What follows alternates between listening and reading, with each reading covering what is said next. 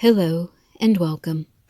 I will be reading the interview Aidan Kearney uploaded to his website a couple days ago. It is the interview involving the second juror who came forward who agreed to an interview with Aidan Kearney. This is the second interview with the second juror. I will leave the link to the original article in the description below if you would like to read it without my commentary. It is titled Canton Cover-Up Part 399. Karen Reed Juror says they didn't discuss Brian Albert not coming out of the house or Michael Proctor's relationship with Albert's, focused on teach stream data, taillight, alcohol consumption.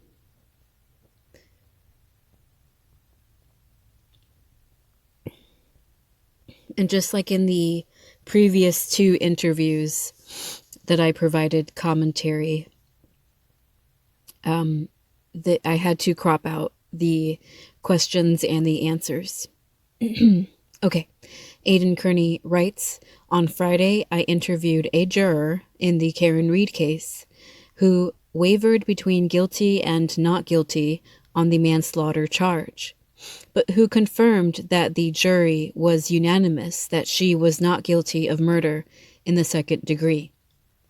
However, the interview left me with even more questions, so the EMT agreed to sit down with me again on Tuesday and answer even more questions.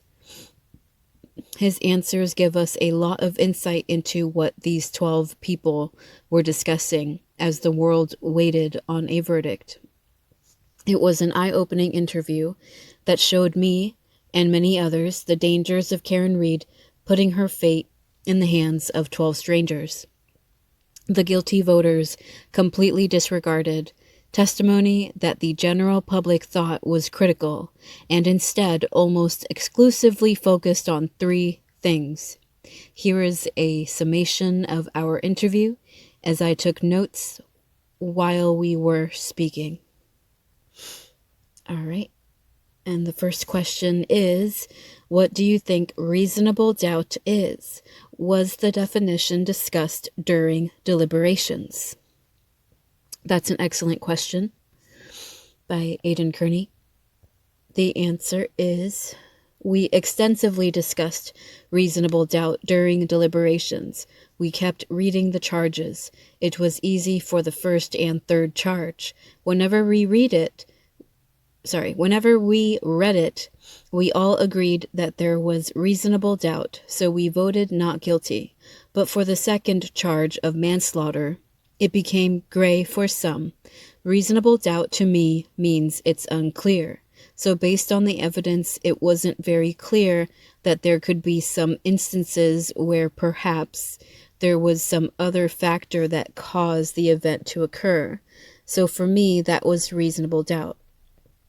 And I think it would be a lot better to hear this juror speak these words, because as they are written down, it's a little difficult to follow. It could be his style of speaking, or it could be the way in which Aidan Kearney decided to provide the summary of what he said. And I believe in the last interview, Aidan Kearney also provided summaries, or he paraphrased as well as to what this same juror said. And that does make it a bit curious, because it's like, are these verbatim the words the juror said? Or is Aidan Kearney, I mean, I'm sure Aidan Kearney isn't adding stuff in there that the juror did not say. But to say in both interviews with this particular juror that he is providing summaries or summations, it leaves me curious to know exactly what verbatim came from the juror. So that's a gripe I have with this. Okay. And I think he answered it ultimately. He did answer the question correctly ultimately, that if there are other factors to consider, other factors that may have caused the event to occur, then yes, that is reasonable doubt. Like, that's a simple way to put it. So, a bit difficult to follow as far as the answer, but to me, this juror knows what reasonable doubt is. The next question. Was there pressure put on the 3 not guilty jurors to change their votes to guilty? Was it tense? What were their stated reasons for refusing to change their vote from not guilty? Really good question. The answer is, it was very tense, more so for the side of not guilty. They didn't want to change because they felt there was reasonable doubt. There were some individuals who were very set from the beginning and wouldn't waver no matter what evidence was presented. We realized that no matter what we did, we'd never reach a unanimous decision. So, just off the bat, I think that's terrible. I think just off the back, I think that's terrible that there were jurors who would not change their stance regardless of the evidence. That's not good.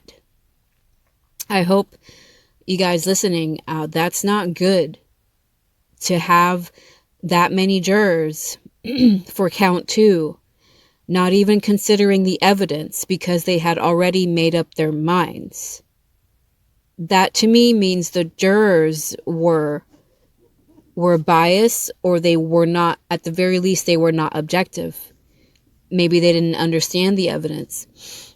But also, again, I'm still not entirely blaming the jury. I'm also blaming, to me, it was like a deliberate perfect storm of multiple corrupt parties involved, from the prosecution to the judge to eyewitnesses who were on the stand. And again, for the prosecution to not even bring on the ARCA experts, leaving the jury confused and the prosecution not caring.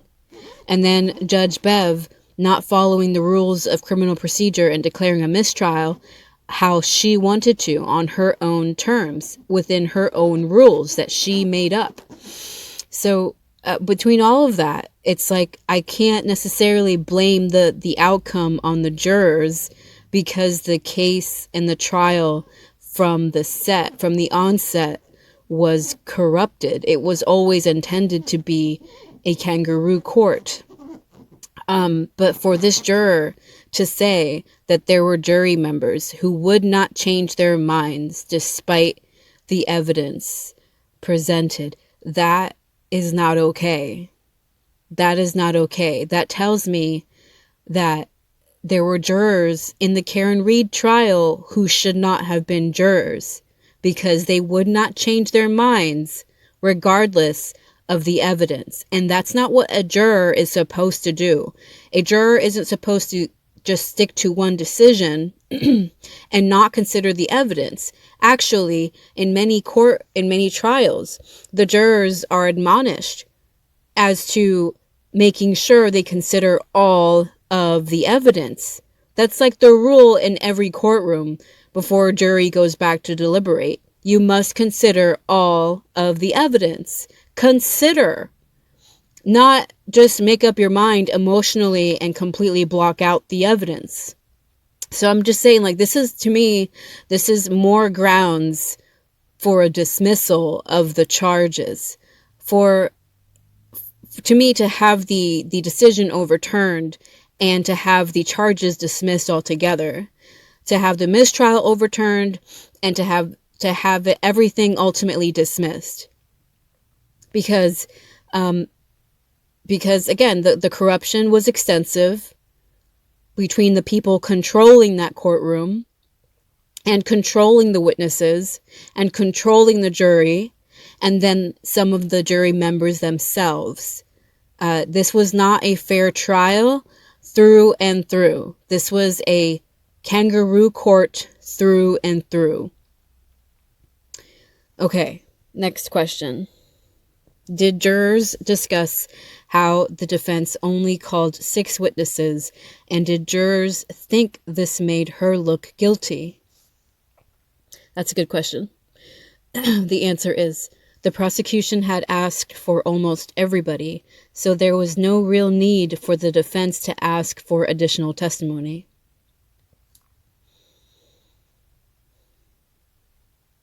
I get what the juror is saying. He's saying that the prosecution had already asked for all the witnesses, and they had asked, maybe to the juror, the prosecution had asked enough questions. They had asked the witnesses enough questions, and having the defense ask those witnesses questions would come off as redundant if those witnesses already told the prosecution everything they knew. Like, I get what he's saying, but again, in every trial, there has to be cross-examination. There has to be cross. The eyewitnesses must be cross-examined to determine how legitimate their story is, to determine if there was anything they left out, to I don't know, maybe discredit them because they are lying through their teeth, like that. Like, it's I'm saying, like, this, I don't know. I feel like this juror is, I don't know, the fact that he agreed to meet with Aidan Kearney twice, like less than a week apart. Like, he met him on a Friday and then he met him on a Tuesday, or, I guess it was through Zoom. But, it's like, to me, this juror wants to get the stuff out. He wants to be open about what happened. But simultaneously, I also feel like this juror sort of accepts things at face value, it feels like, for him to have that stance that the defense didn't really need to ask for additional testimony. I'm like, of course the defense has to ask for additional testimony. The prosecution is narrating it. The prosecution is creating stories and scenarios that didn't happen. And the witnesses are corroborating those stories that didn't happen. So the prosecution and the witnesses are lying. So of course the defense has to cross-examine them. Yeah, okay. Next question. So there were 2 people in the defense list who were bit by Chloe. There was one person who was on the other end of Michael Proctor's text messages, who they didn't call. There was close to 40 people on their list who weren't called. Do you think that hurt them? Interesting question. The answer is, we weren't privy to who else could have been called, so we didn't think it was absolutely necessary. There were certain experts that could have benefited the defense. For example, Lexus and the triggering of an event where there may be a data recorder showing when there was excessive acceleration or some sort of movement that was very specific, therefore causing the car to track the date and time. That would have been beneficial for an expert from that group, such as the manufacturer themselves, so they could talk about the data that was being recorded. They said at one point that there were 23 events on the data recorder for Karen Reed's car, and one of those was the excessive speed backing up and then the sudden jerking movement or change of an angle as a direct result of a strike. That was told to us by Trooper Paul, and we wanted someone who was more experienced and had more experience or more knowledge of physics and engineering.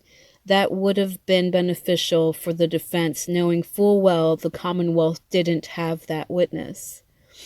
That, again, this juror, it's frustrating. It's frustrating. I'm not trying to throw shade at the jurors. I understand there are people out there who believe that some of the jurors were involved in the cover-up in the kangaroo court. I personally, in the previous interview, felt like the foreman was in cahoots. I suspected he was in cahoots with the judge, or at the very least, he was confused and he therefore gave the jury incorrect instructions. They all followed the instructions incorrectly. So I'm still torn. I can't make up my mind. I feel like the foreman is either in cahoots or he is confused. He can only be one or the other. And it's convenient either way, because it's like we all know it's a cover-up up until this point. We all know that this entire trial and the so-called investigators and the so-called accident reconstructionists for the state of Massachusetts and the so-called data experts who didn't really explain or give us any knowledge as to why Jennifer McCabe made that search at 2:27 a.m., but the defense's expert could give us a clear explanation as to how that happened. You know, just how the prosecution had multiple fake ass witnesses from law enforcement, no less. And then fake ass witnesses from the McCabes and the Alberts and Higgins and all their friends, their paramedic friends, their law enforcement friends. You know, it's one big fucking club in Canton, and we saw that. We witnessed that during trial. But for them to completely hog the trial with their fakery, and for the defense to actually witness some real experts when the ARCA experts came on, and for the jury to witness some real experts when the ARCA experts came on, and then for the jury to not, for this particular juror to say that the defense should have had some experts on when the experts from ARCA said they were experienced with Lexus and Toyota. They were experienced with the technology Lexus and Toyota uses in their vehicles. Again, it's like this juror was not paying attention. That he's saying the defense should have brought people on who were experienced manufacturers. Yeah, maybe, but it was enough that ARCA was there. Like it was enough that those experts were there. But again, I can't completely fault this juror, because had the prosecution done, I don't know, a job that a prosecution is supposed to do, like bring on real fucking experts, then the jury would have known who ARCA was there for on behalf of the FBI and the DOJ. The jury would have sat silently, listening to them, fully paying attention to everything they were saying, if the prosecution simply brought them on, the ARCA experts, put them on the stand, and made it clear that the FBI and the DOJ paid for them to conduct their own independent investigation. And the conclusion that they came to for the FBI and the DOJ is that John O'Keefe was not hit by an SUV. The jury members witnessed that. They witnessed that during trial. And yet they're still confused and they're still not sure whether to take that testimony seriously because of the prosecution. Because the prosecution did not do their job as the prosecution. They guided the lies to the very end. The prosecution were the shepherds for the falsehood. They just shepherded the fuck out of it, and the jury were fed lies, including this juror. So he's saying maybe the defense should have brought on a real expert. And I'm saying the defense did bring on a real expert. But it went over his head. It went over his fucking head. And again, I partially blame him, but I mostly blame the prosecution. I blame the state of Massachusetts. It was a failure entirely on their part. Okay. Next question. So you guys were not convinced by Trooper Paul? The answer is a lot of us were not convinced by him. He didn't give us any equations. He didn't seem like he could answer many questions about physics. Yeah. I think anyone looking at Trooper Joe Paul's testimony just at face value, anyone of any intellectual level could look at his testimony and understand with certainty that Trooper Joe Paul did not know what the hell he was talking about. He was a fall guy. He was a patsy for the state troopers. They really did just shove anybody on that stand to testify on behalf of the fake accident reconstruction they performed.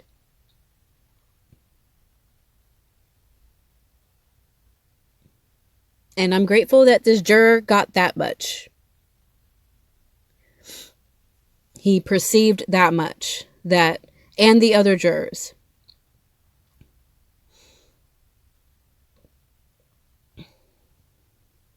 And I said in previous videos, Trooper Joe Paul provides 0 equations.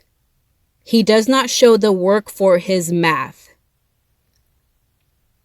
Trooper Joe Paul literally says at one point, "It just did." How did it get there? His answer, "It just did."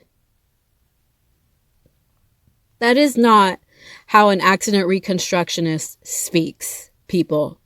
That is not how a scientist speaks. All right, next question.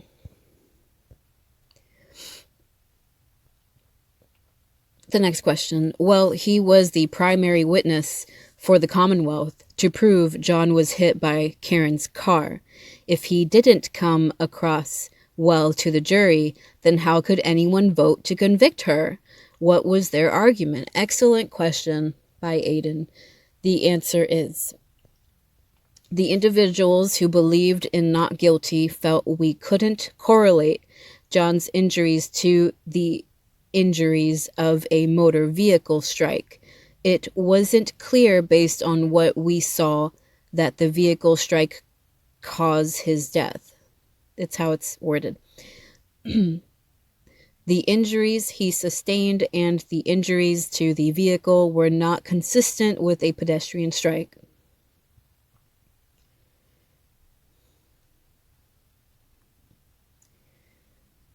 Good.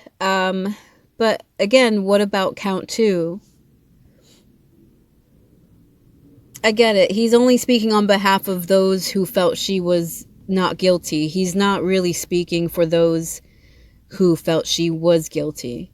So he doesn't really answer the question, which was, what was their argument? He doesn't really answer it. How could anyone vote to convict her? What was their argument? And he doesn't really answer it. He just answers that the argument that the people who felt she was not guilty. He answers with their argument. Okay, next question.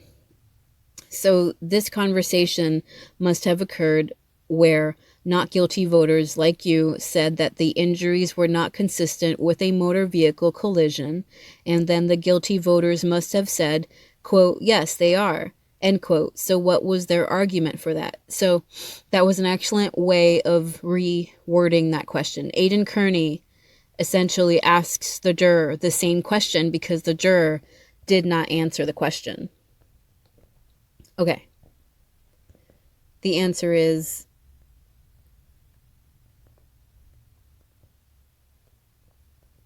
they were basing it on data. The data was showing that based on the data and that the vehicle backed up and changed direction, and there were some injuries on John O'Keefe, and then he died. Based on that data, they didn't even consider this other scenario where he went inside the house. It seemed like Karen backed up at a high rate of speed. The only other thing we could think of was what it's snowy and icy. I think it's a typo. Was it snowy and icy? Question mark. Could the vehicle be stuck on something? Gun it, and maybe it interpreted this very high revolutions per minute as 24 miles per hour. to me meant there could be reasonable doubt about that data. Okay. I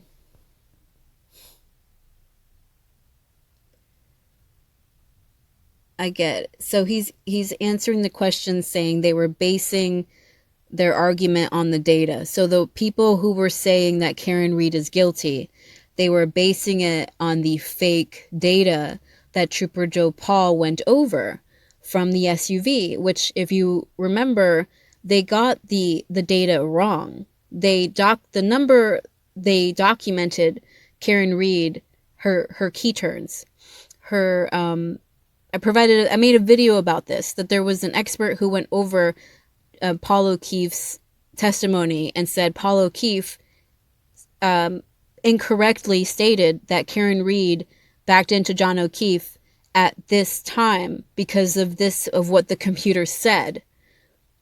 This occurred, and it couldn't have, because Karen Read, it wasn't her who was driving it at that time. That the whole, I should really have these numbers down, but I'm trying to tell you guys that the data that Trooper Joe Paul provided was disproven. It was proven to have been incorrect, and therefore it throws Trooper Joe Paul's narrative out the window, and it throws the prosecution's narrative out the window. Even not remembering what the numbers were, how the vehicle tracks every time you put the key in the ignition and you turn it, how every time that is documented. I don't remember which number it was, but even not remembering it doesn't necessarily matter. What matters is that I know that Trooper Joe Paul didn't get it right.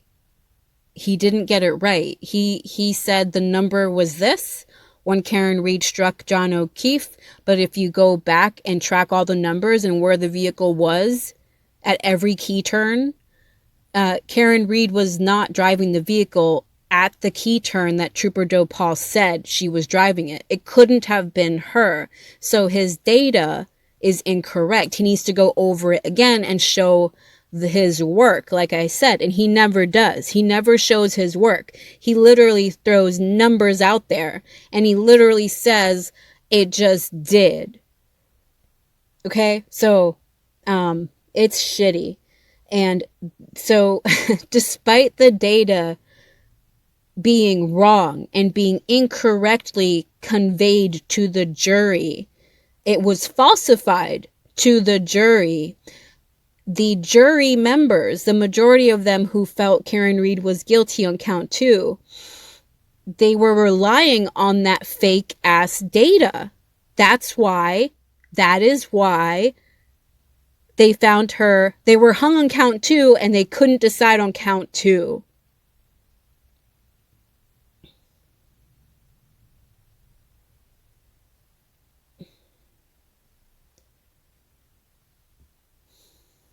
Yeah. So people, this is a prime example of how full of holes the jury system is, even without it being a kangaroo court. Because ultimately, even if both sides did a good job, even if the prosecution and the defense, even if both of them had integrity, both of them executed their side excellently and were well, rehearsed or well researched, what have you, the delivery is excellent and everyone understands what's going on from both sides and it's not a kangaroo court, ultimately it comes down to the jurors. The jurors have the power, and you had best hope they are not purchased. You have best hope they're not on anyone's payroll, the jurors, and you would probably pray that they are not friends with some of the witnesses who were on the stand, and they weren't honest about it when they were questioned prior to becoming jurors for this case. Again, we are all relying on these jury members to be honest before they get assigned to the case. So I'm just saying, the jury system in and of itself is not foolproof. There are holes, there are opportunities multiple, endless opportunities for people to be convicted for the wrong thing, even if the prosecution has integrity, even if the defense has integrity. Because ultimately, you have to ask the question, do the jury members have integrity? Do the jury members have critical minds? Do they think critically? Can they think for themselves? Do they understand how to read and interpret evidence? And if they're picking just any Joe Schmo off the street, and they're not asking these questions,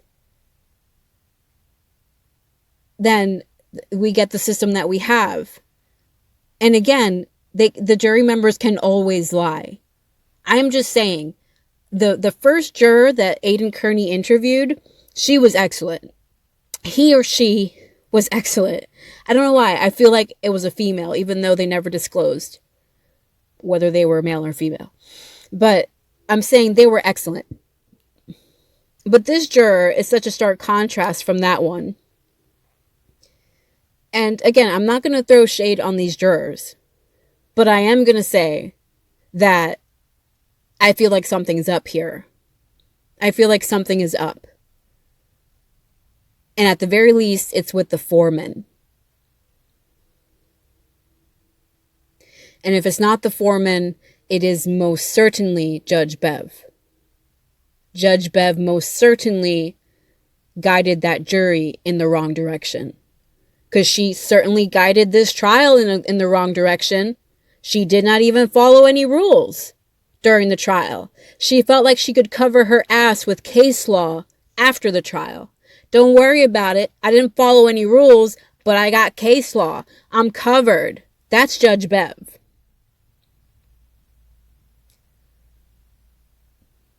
So anyway, back to this. I'm just venting. Yeah, it's not foolproof.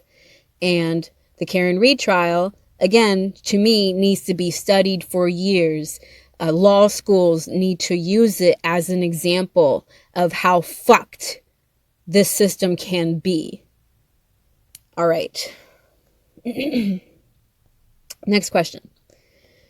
So you're saying that for the guilty voters, the Lexus tech stream data was really solid evidence, and you believe that a good witness for the defense to counter that would have been some sort of Lexus expert who can explain what that data means, and if it really meant she went 24 miles per hour in reverse.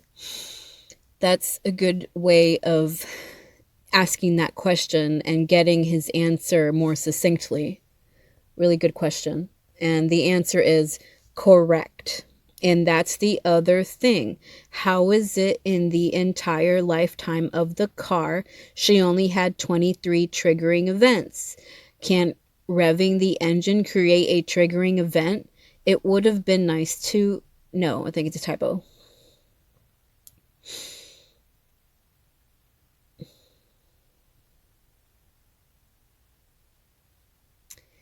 Yeah. Again, to me, the ARCA experts, the accident reconstructionist and the biomechanical engineer, to me, they provided more than enough data, more than enough of an understanding about that Lexus and about the technology and about the physics, that it doesn't really matter what the prosecution's narrative is. You're not supposed to prove the prosecution's narrative right. You're supposed to consider anything that possibly proves it wrong. So to me, what this juror said, what he witnessed from the other jurors who would not change their minds despite whatever evidence they received, what he witnessed is a group of jurors, not all of them, but the ones who felt that Karen Reed was guilty based on the data. What he witnessed were a group of jurors who were trying to prove the prosecution's narrative right.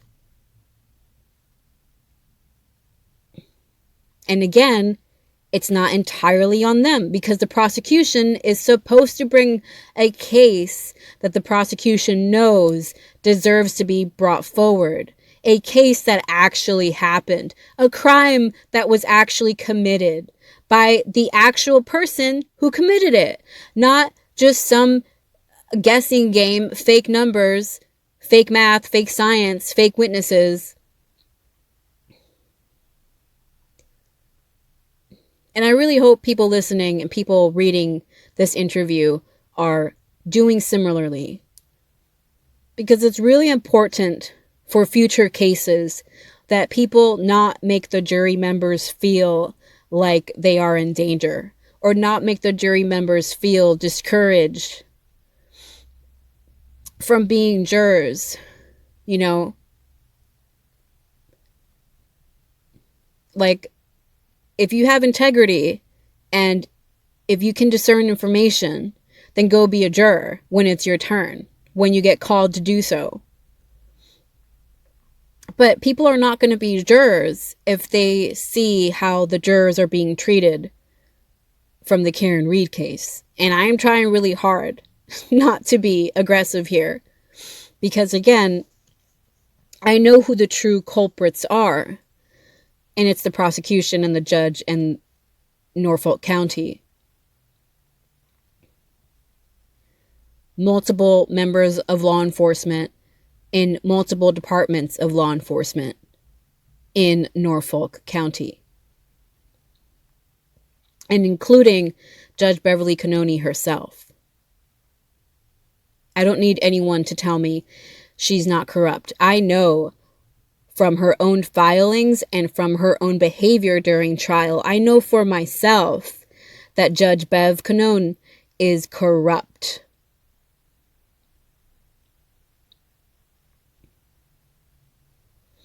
And that's bad enough. This case should have never been brought forward. The prosecution should have never done it. The prosecution shouldn't have wasted everyone's time. But, you know, Judge Bev is really throwing salt in the wound, acting the way she's acting.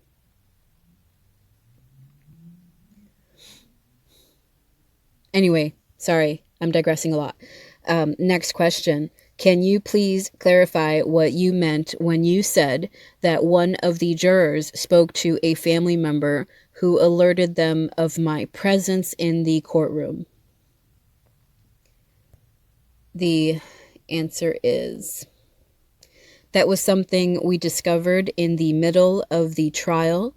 One of the jurors said they recognized your face in the courtroom, and from there, other jurors talked about it, and family members were telling them information.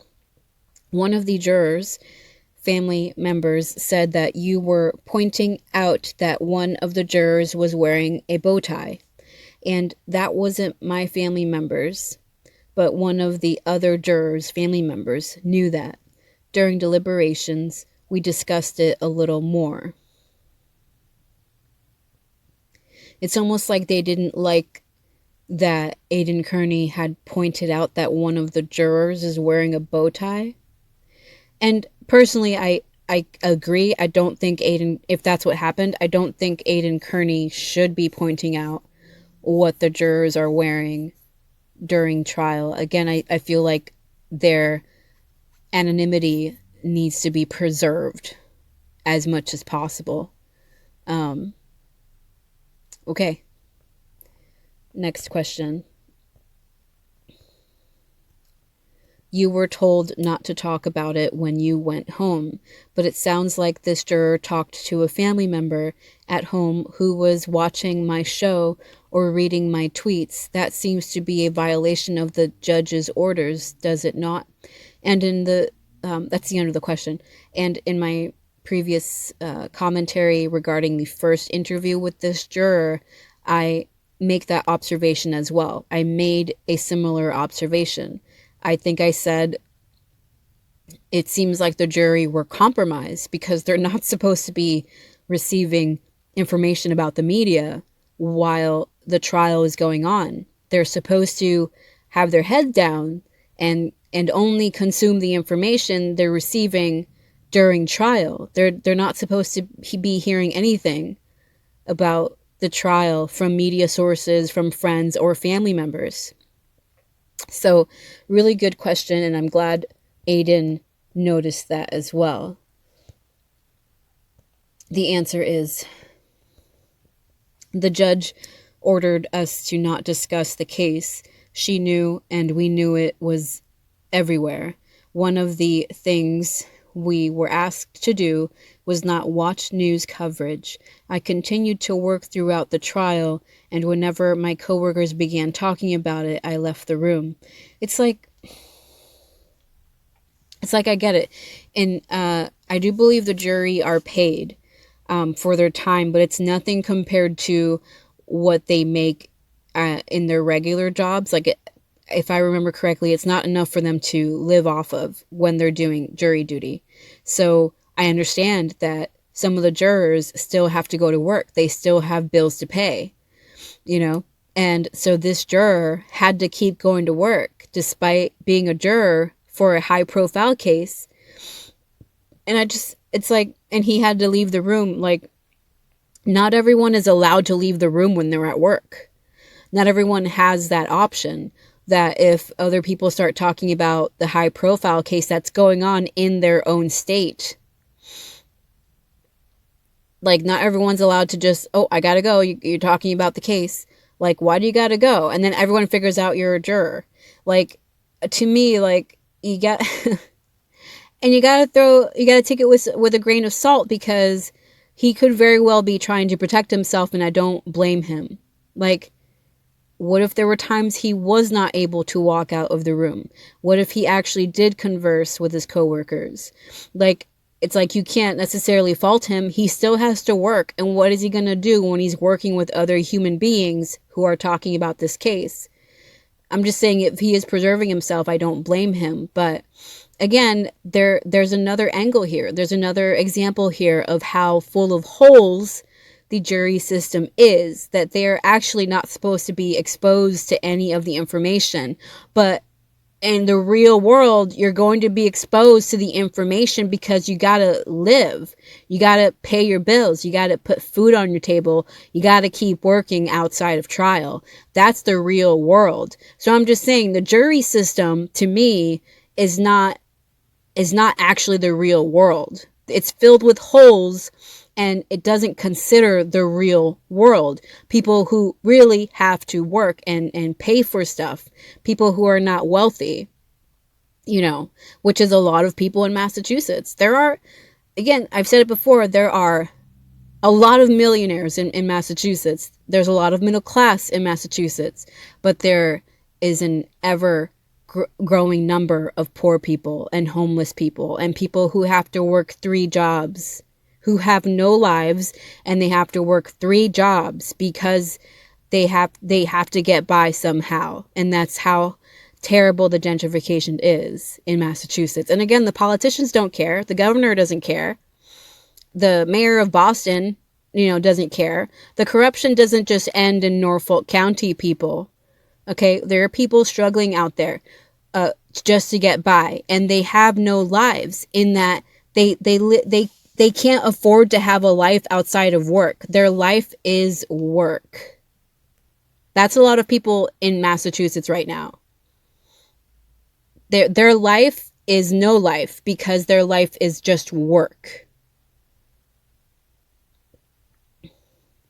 So I'm saying, like, you want the jury system to run like that, with people who are struggling to get by, and you want the jury system to run like that you're not even paying them enough to get by, that they have to work their jobs, and they have to then be subjected inevitably to people talking about this case, and people talking about the news regarding this case, or social media regarding this case.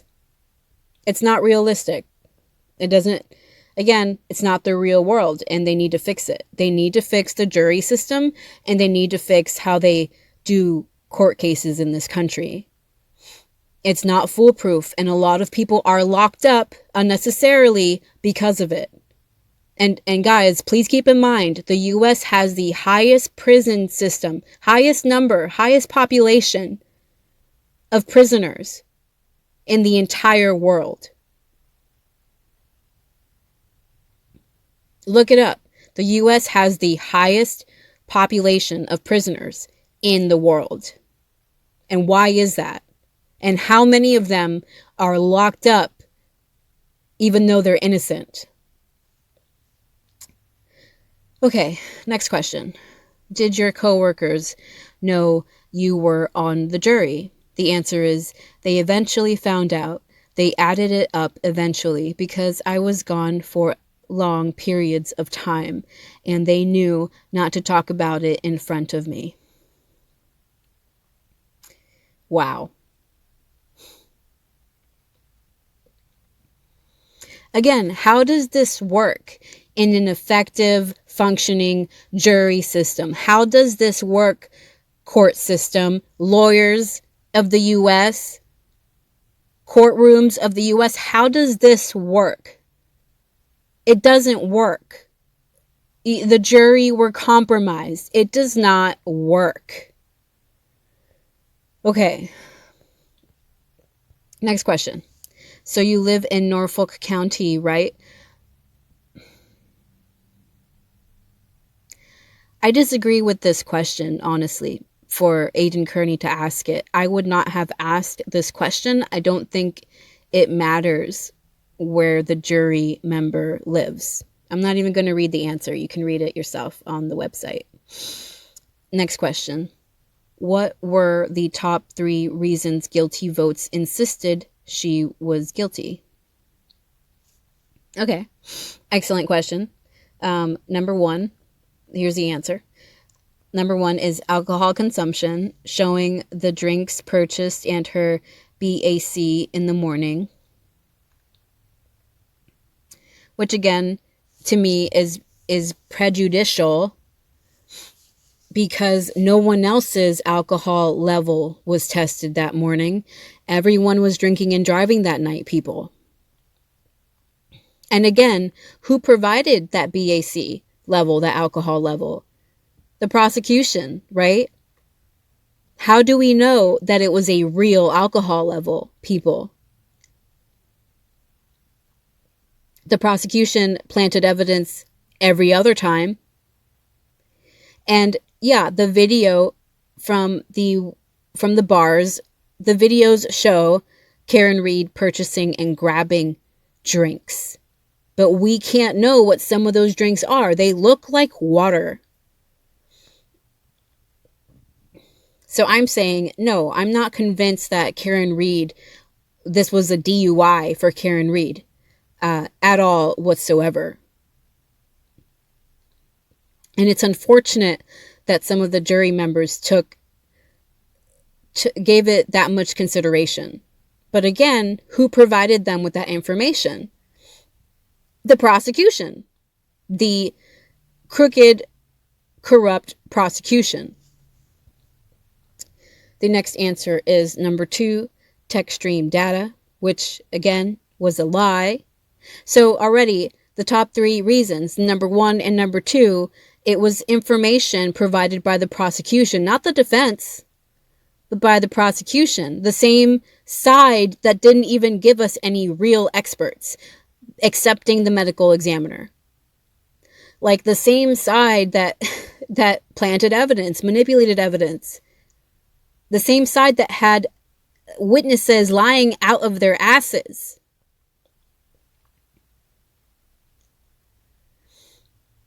All right, and the third one is they were there at the same time. I'm going to switch to the next page. They were there at the same time. So the top 3 reasons are alcohol consumption, showing the drinks purchased and her alcohol level in the morning, tech stream data, and they were there at the same time. And his answer continues. In my opinion, they didn't prove that she was drunk that night. She could have drank when she got home. They never tested her blood alcohol level until the next day. Thank you, juror. That's an excellent answer, excellent observation, and I'm in agreement with you. They didn't prove that she was drunk that night. I 1000% agree. Again, an officer, John O'Keefe, made Karen Reed his designated driver. Karen Reed was driving a brand new Lexus SUV. She made it to 34 Fairview in one piece, and so did John O'Keefe. Right? She didn't crash into anybody's car at 34 Fairview. Right? She didn't run over anybody. That was proven by the ARCA experts and by the actual physics. So where is the evidence that Karen Reed was actually under the influence or too intoxicated to drive that night? Like, nowhere. And again, I don't trust the alcohol level that the prosecution provides. And again, it was prejudicial anyway, if in fact she was drunk, because again, nobody else's alcohol level was tested that morning. If her alcohol level was tested that morning, so too should have the McCabe's and the Alberts and Higgins. They should all have had their alcohol level tested. I've been saying this for a long time. Video after video.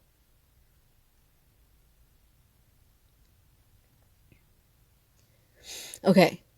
And I'm confused as to the third one that he says. They were there at the same time. Who was there? Who was where at what time? I would love to know more information. Oh, okay. Thank you, Aidan. He asked the question. All right.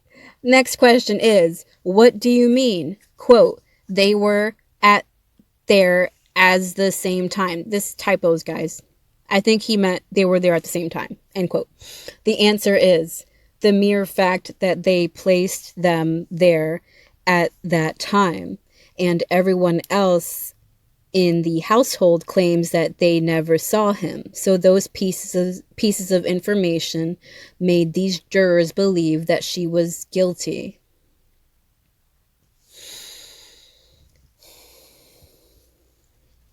Yeah.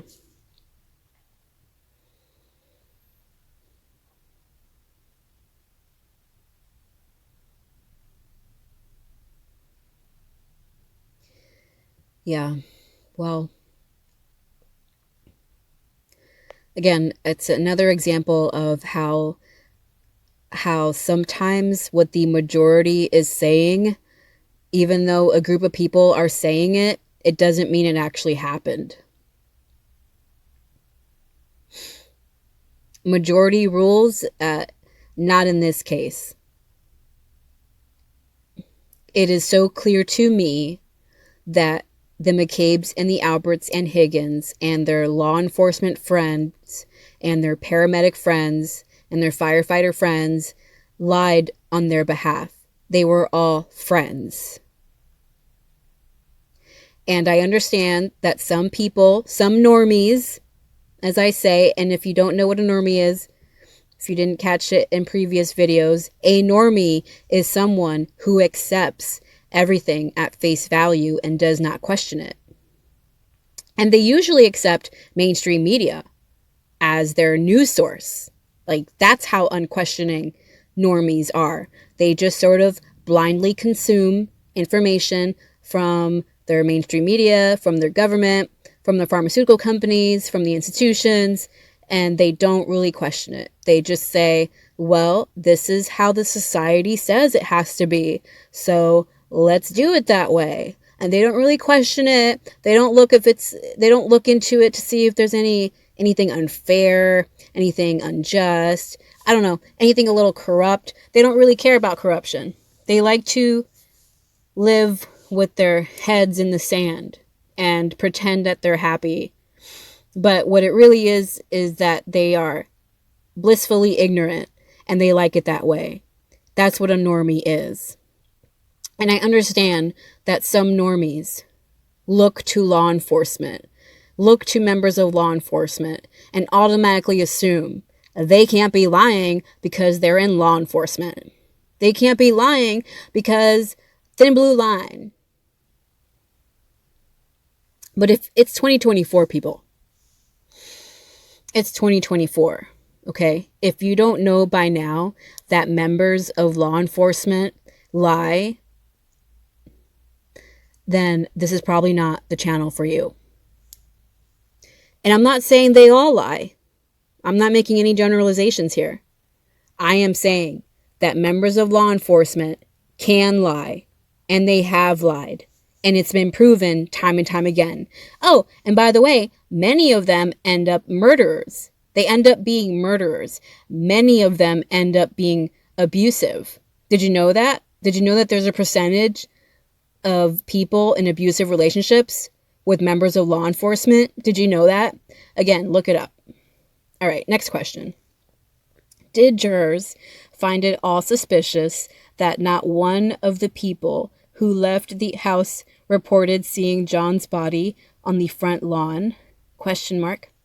Matt McCabe said he saw tire tracks in the snow, but missed John's body, which was closer than the street. Was that brought up? Excellent question.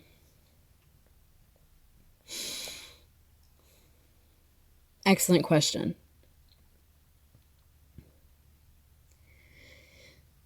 Okay, the answer is one of the things we deliberated on was whether or not there was enough lighting in the area. There were no street lights in the area to illuminate it. Could it have been missed if you're not looking for a body and it started to snow? Some people weren't sure, but they were sure that she was intoxicated, that there was stream data. I think it's I don't know, guys. Okay. Showing 24 miles per hour, and her and John were there at the same time, and he's dead. Yeah. But again, sadly, unfortunately, these jury members he's observing, these jury members completely overlooked the data experts from the defense side, the accident reconstructionist from the defense side, the biomechanical engineer from the defense side. And they're completely overlooking the witnesses' statements themselves, as well as the prosecution's narrative. And again, the Wi-Fi that Kearney connected to John O'Keefe's Wi-Fi at that certain time that it did, which means she wasn't there when the prosecution said she hit John. Like, just all, like, again, like these jurors were not connecting the dots. They were not connecting the dots. They were trying to prove right the prosecution's narrative. And that's not what the jury is supposed to do. They're not supposed to prove right and try to correct the prosecution's narrative. They're supposed to consider all of the evidence and refute anything that is contradicted. And I am telling you, everything the prosecution brought forward, the so-called evidence they brought forward, every single piece of it was contradicted with real science, with real physics, with people who could actually provide equations. And it's like, could that many people in a jury overlook crucial information like that? It's possible. It's possible. Could it be possible that some of them were on someone's payroll? Some of them were there on behalf of interested parties? It's possible. But none of that is as important or as evident, as glaringly obvious as the prosecution did this. Judge Bev did this. The state of Massachusetts did this. Look at the shit that they were hung on. Look at the information they were using to consider to determine that Karen Reed was guilty in their eyes. Those jurors who chose guilty for count 2. The information they were relying on, according to this juror, was all contradicted.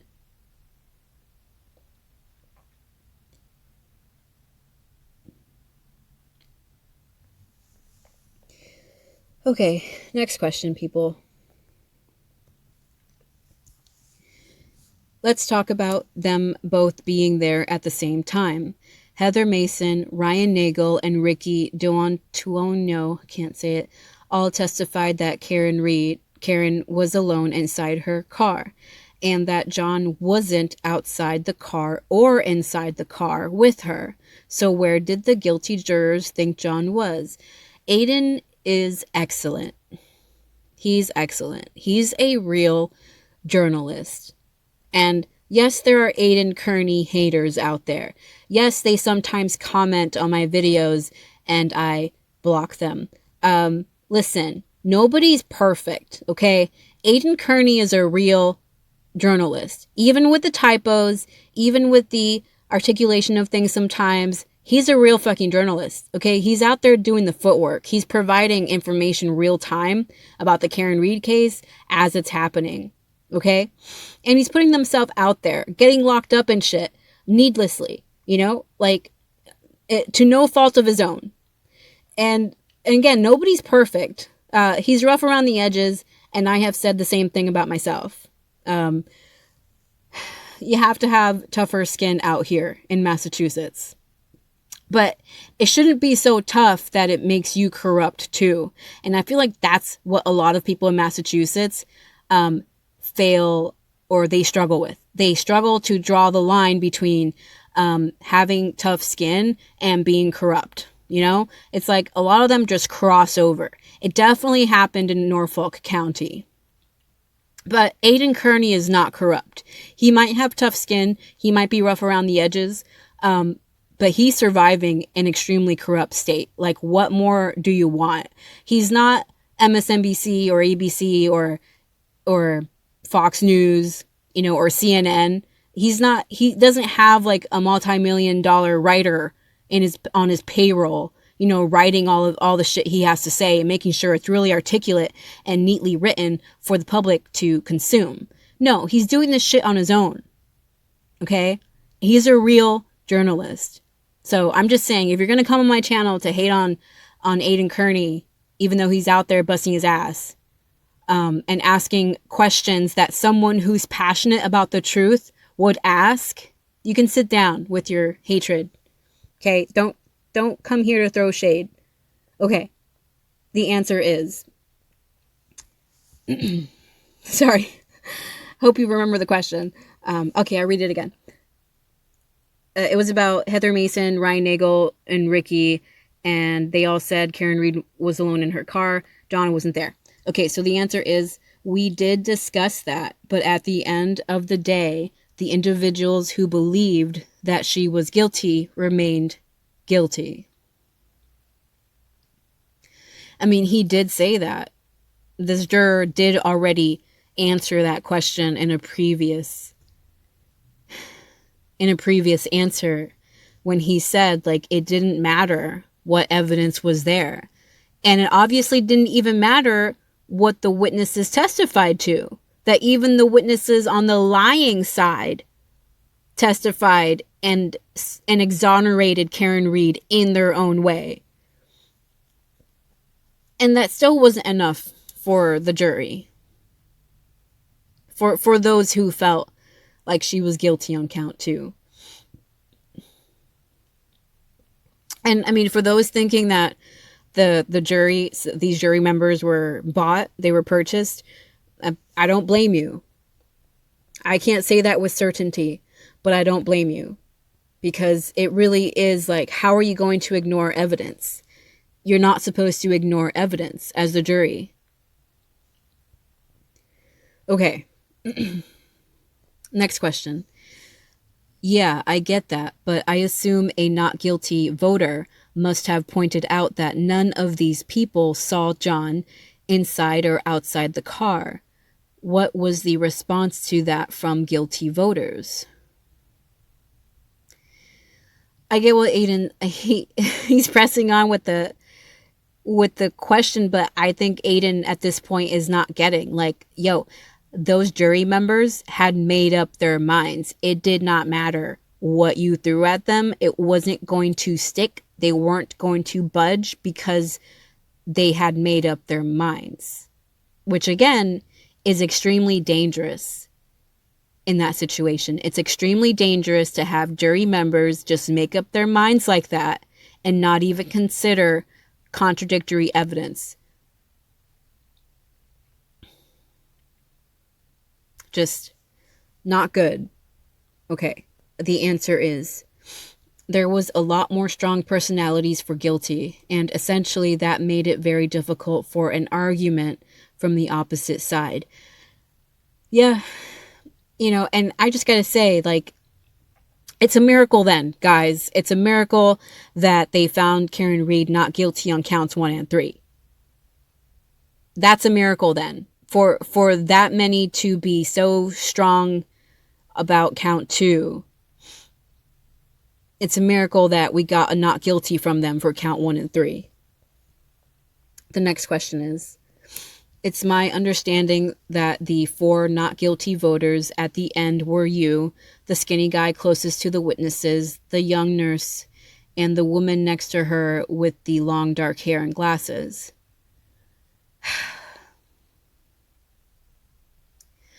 Again, I don't know why Aidan Kearney is doing this, people.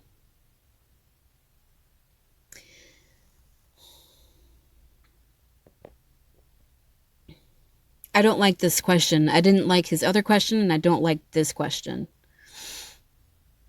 We don't need to know all this information about the jurors. Like, what if those people want to remain anonymous and they are reading this and feeling extremely exposed?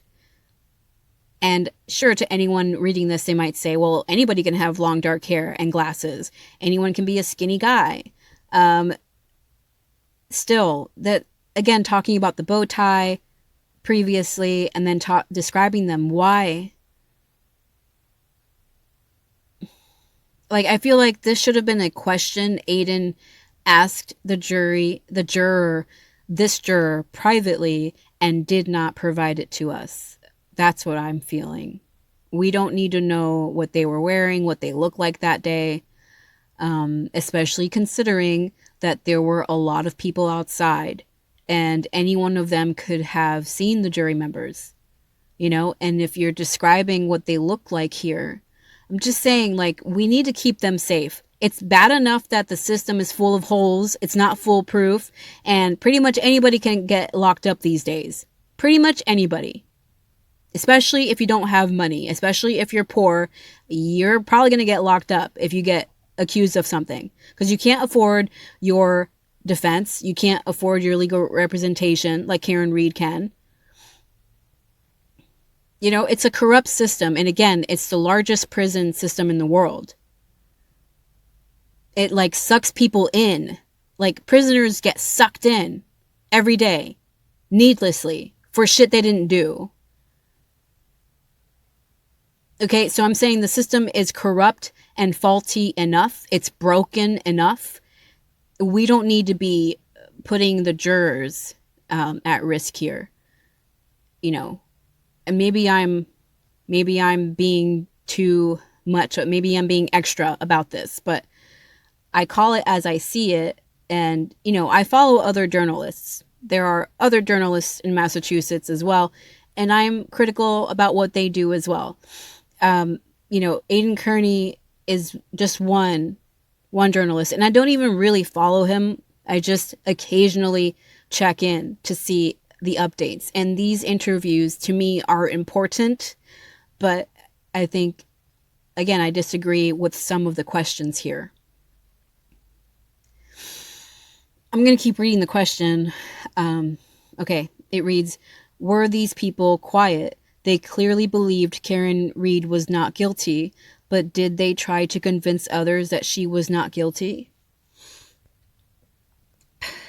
The answer is, we did go around the room to speak our piece, explaining why we felt the way we did. But as we went around the room, we realized we were at an impasse because several people simply wouldn't waver, no matter how much evidence was presented showing reasonable doubt. Reasonable doubt. Yeah, and again, this juror has iterated that multiple times throughout this interview. He's made it clear, like we really did try, and they really weren't changing their minds. And again, that tells me that something is wrong, something is amiss. Some of those jurors were not supposed to be jurors. They should not have been jurors because, again, you don't choose to be a juror if you know you can't consider all of the evidence. If you know you're going to make up your mind early on. It's one of the rules they tell you in a criminal court before you go into deliberations. You don't just make up your mind and not participate with the rest of the deliberations. Everything is gone through together collectively as a team. You consider all of the evidence. Again, any juror knows this. Any juror who has been in a case, in a criminal case, and participated in deliberations, reading this, they would know that something is amiss. How are you going to have members of jurors like these in this case? Like, did you question them enough? Or is it an inside job even when it comes to the jury? What are we to think as onlookers? The next question is, 9-3 is pretty close to getting a verdict. Did the guilty voters at that point put pressure on the 3 remaining not guilty voters to say, quote, the O'Keefe family needs closure? What can we do to convince you guys that she's guilty? Interesting question by Aidan Kearney, that he's laying out the scenario like that, almost as if Aidan Kearney was suspecting that was going on, that the 3 remaining not guilty voters were being pressured, and that the pressure was coming, like, we got to make it right for the O'Keefe family. Interesting. The answer is there was. Wow. Okay, sorry. The answer is there was, which was why it went from 6-6 to 9-3. It was because there was a little bit of, I don't want to say coercion, but that they stressed she was under the influence of alcohol and that she should be guilty of some sort of crime related to that. And that's why they settled on involuntary manslaughter. A lot of individuals changed their vote because they were convinced that she was operating the vehicle while intoxicated and likely killed him by accident. So I want to say, like, in my earlier videos, I would just want to say that in my earlier videos, when we all, after the trial, and we were all informed that the jurors came to the defense and they said that they found Karen Reed not guilty on counts 1 and 3, but they were hung on count 2. And I looked into count 2, and it involved intoxication. And I kept saying that in my previous videos. I kept saying that they are confused about count 2 because count 2 involves intoxication. And the prosecution said that Karen Reed was intoxicated. So that's how the prosecution laid it out. They put count 2 as like this package deal. Like, you got to prove she was intoxicated. Well, the prosecution said she was intoxicated. This is her alcohol level. It was tested, according to the prosecution. So it's like, I get it from that angle. And I got it then. I got it months ago when I was analyzing why would they be stuck on count 2? What does count 2 entail? And it involved intoxication. And the prosecution told the world that Karen Reed was intoxicated. And they provided an alcohol level to back up what they were saying, which again, I dispute. I do not trust. But I'm just saying, I knew months ago that the jury were hung on count 2 because Count 2 is written that way. It's set up that way. It's like, well, you can't say she wasn't intoxicated because look at the alcohol level. Count 2 is a checkmate.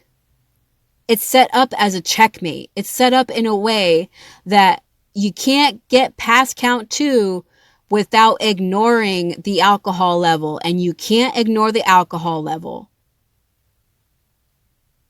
Because the jury are not supposed to ignore evidence. But at the same time, as we see here, they were ignoring evidence. They were ignoring the witness testimony, people testifying that they saw John O'Keefe. They didn't see John O'Keefe inside her car. They didn't see him outside her car. People testifying they didn't see John's body as they were leaving. And I'm still saying bullshit. Yes, a lot of neighborhoods in Massachusetts, mine included, there's like zero street lighting. It is fucking dark. You sometimes have to use high beams in a densely populated area because there are no street lights. And the roads are really fucking dark. They're kind of scary in Massachusetts. So I believe it. 34 Fairview, probably dark as hell at night. But if someone's body is lying in the snow, you're going to see it. You're going to see it. And again, it was lying in the snow. And not just the snow. John O'Keefe's body wasn't just on the snow. It was also on the grass, people. It was on the grass. And he had a basal skull fracture. And that kind of injury cannot happen on the grass.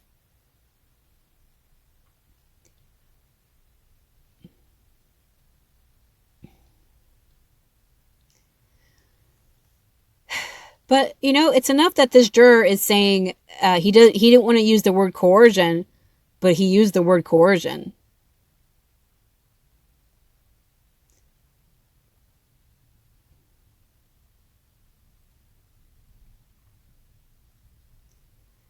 This needs, I don't know, guys. This is like everything that happened here is so intense and so problematic and so concerning that it rips my heart apart, because I feel like there are multiple levels here of deception. But when it comes to the jury, it is so, if the deception is there, guys, if people or someone in the jury was involved in the cover-up, it is so well structured. It is, to me, when it comes to the jury, it's like, are they innocent or are they not? Are they just confused or are they going along with the program? And I'm not saying this juror or all the jurors are going along with the program. I am saying the opportunity is there, especially for some of them to be pressuring the not guilty folks, to pressure them. They're not supposed to pressure each other. They're not supposed to pressure each other. And again, they're not supposed to ignore some evidence and prioritize other evidence. But again, I still go back to the prosecution. If the prosecution wasn't so crooked, and if it wasn't intended all along to be a kangaroo court, then we wouldn't even be talking about this jury interview. We wouldn't even be talking about count 2. We wouldn't even be talking about this case.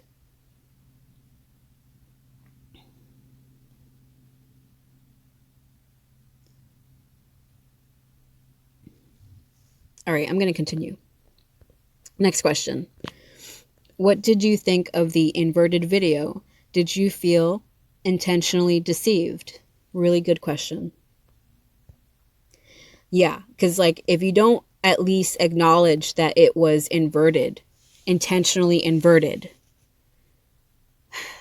If I were one of the jurors, I would have just stopped trusting anything the prosecution had to say after that.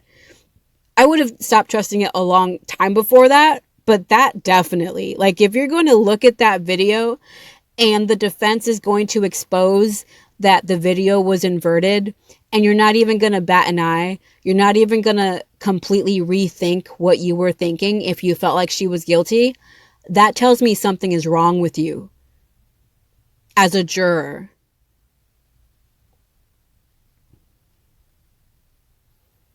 For them to say, we were never near that taillight, but then to be proven about two things, people, that the video was inverted and who the fuck inverted it, and that they were near that taillight. They had time and opportunity to fuck with that taillight and plant evidence back at 34 Fairview.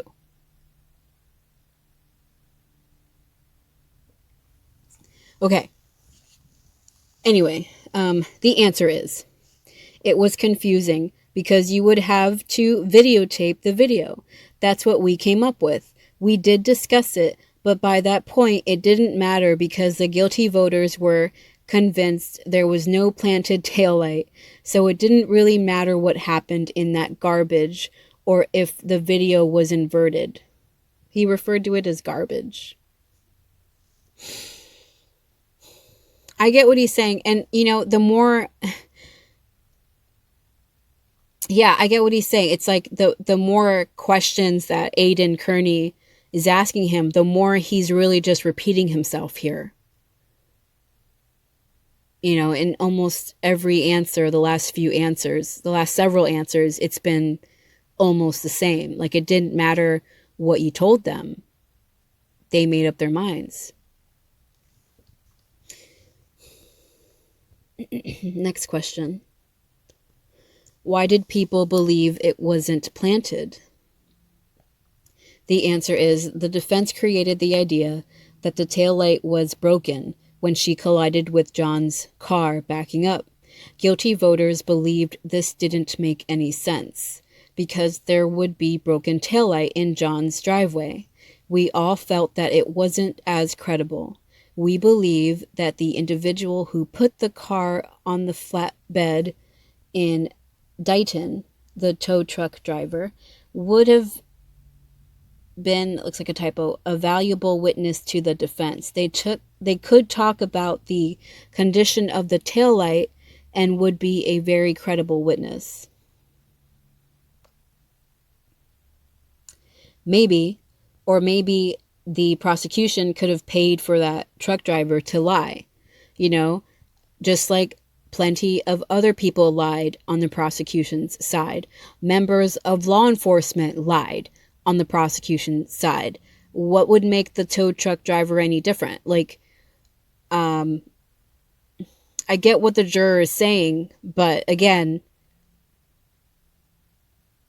it was proven that Karen Reed's taillight, even in the defense's closing argument, they proved that Karen Reed's taillight was intact.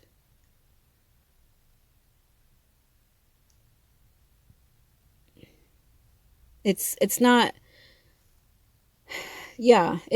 cool. Those jurors who didn't behave like jurors are supposed to. Okay, next question.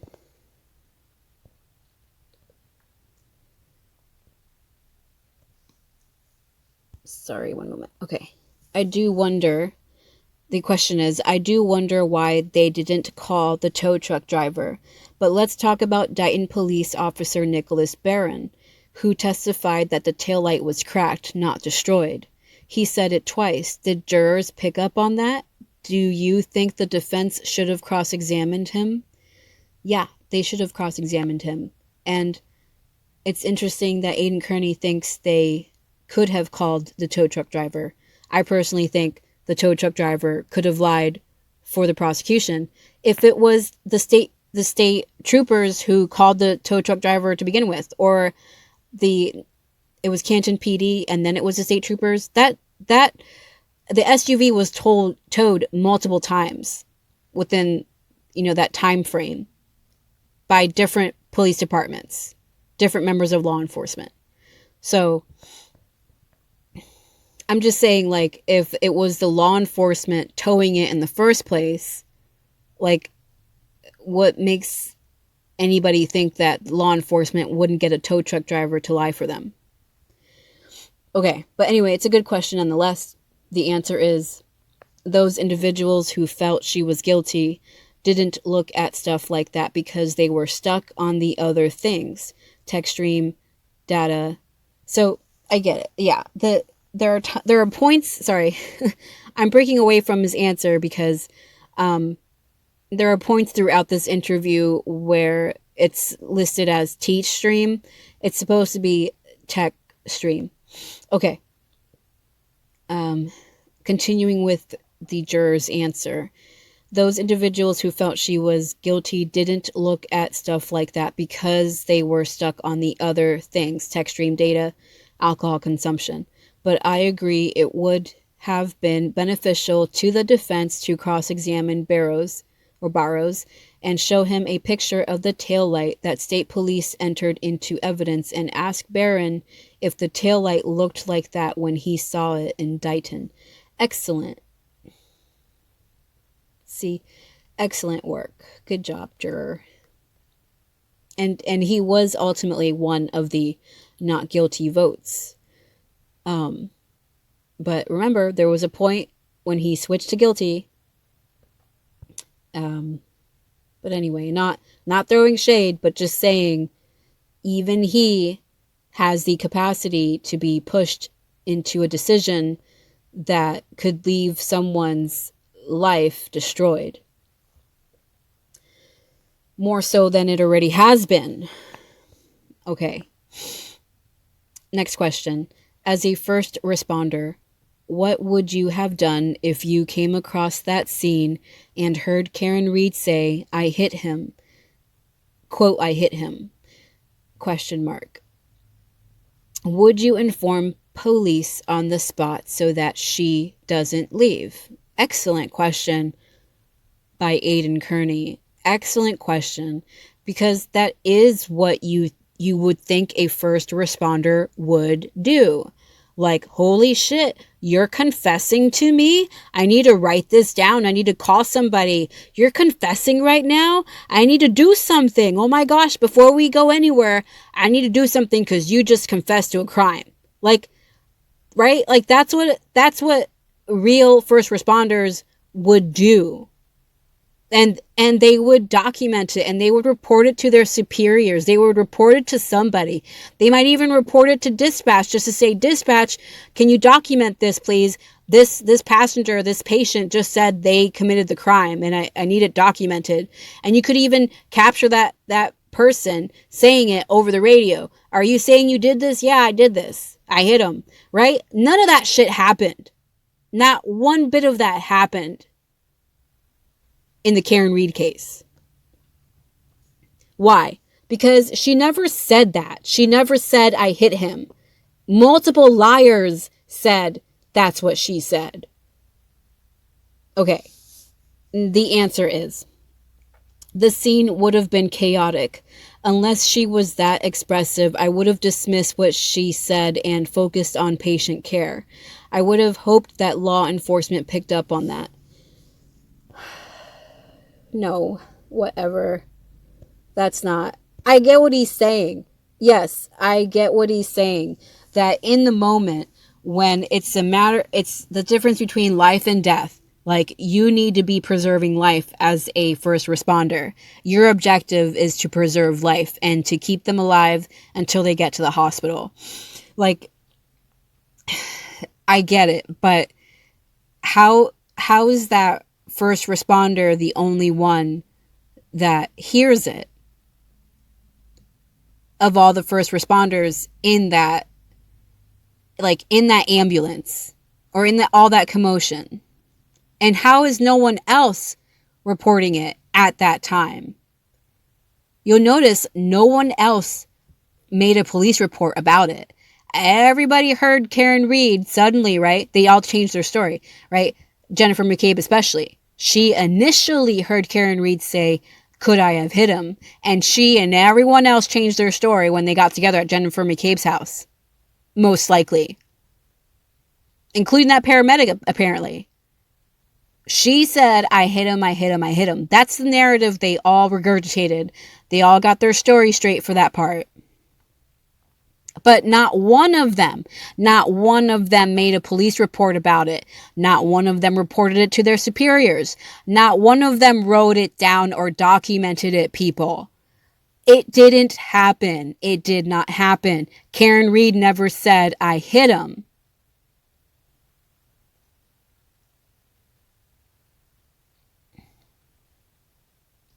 Okay.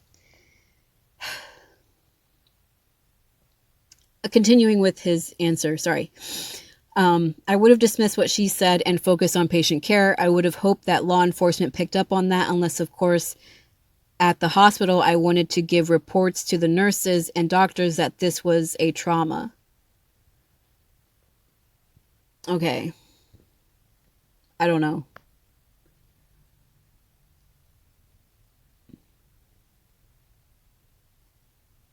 I think anyone focused on what happened, an attentive first responder is going to prioritize the care of the patients there, but they are also going to keep in mind what the patients said. And if not that night, if not that morning, then at some point that first responder is going to report it to somebody and say, hey, this might be of value to someone. She confessed that she hit him, and I just want someone to know that. And if I were a first responder, I would say that on the scene, I would grab the popo. I would grab him by his arm and say, hey, she just confessed here. Do you want to hear it yourself? Like, can you ask her what she's saying right now? Because she's telling me she hit him. Like, that's, again, like, the way they all said they heard her say I hit him, and their non-action afterward, they didn't do a damn thing afterward with that information. They waited until trial to say that's what she said. It's some bullshit right there, people. Okay, the next question is, firefighters Flamati and Noodle, I don't know, both testified that they did not inform doctors at Good Samaritan Hospital that Karen had said, quote, I hit him, I hit him, I hit him, end quote. As a matter of fact, they weren't even interviewed by police until February 7th. So I understand that in the heat of the moment, they wouldn't tell police this, but wouldn't you tell police about it after things calmed down and the investigation began? Exactly. That's exactly what I said. Like, maybe you don't report it that morning or that night. Maybe you don't even report it the next day, but you fucking report it within the next few days at least, when you get your shit together, when you gather your thoughts and you inevitably rewind what happened that night. Especially because it's the talk of the town and you were a first responder there. You're not going to remember everything that happened. You're not going to remember that Karen Reed confessed to it. Bullshit. All right, next, sorry.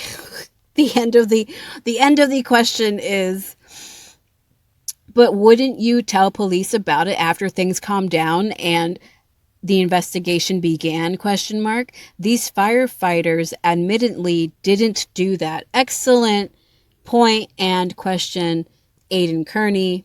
See, these are the kind of questions I wish Aidan Kearney would stick with. Like, Aidan Kearney knows the facts of the case inside and out. He knows the witnesses and their names. He knows what they said. He can keep track of them better than I can. He was there at the trial. He witnessed like a lot more than people reporting on this witnessed. And these are the kind of questions I wish Aidan Kearney would stick to. I don't really need to know what the jury members were wearing. Just saying. And I don't really need to know whether this juror lives in Norfolk County or not. I don't need to know that. Okay. Anyway, excellent question. And the answer is, I would if I remembered it.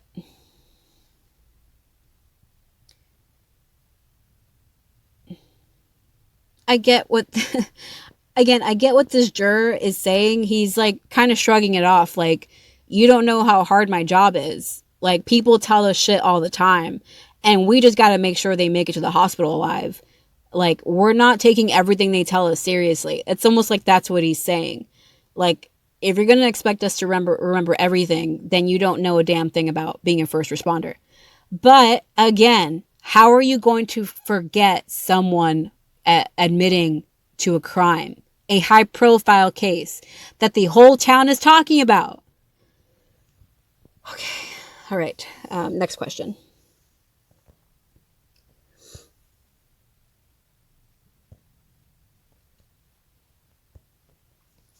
Okay.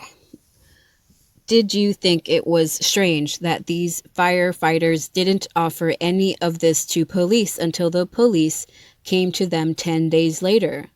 And if so, during deliberations, did you use your experience as an EMT to say that this was unusual for first responders not to say something? Again, excellent question. And it's like Aidan Kearney, he's really trying to get to the bottom of that answer. Like, he's rewording the question, almost asking the same question, but really getting thorough with it, because he wants to get to the bottom of it. And it's an excellent question. And the answer is, so in deliberations, we didn't really look at that.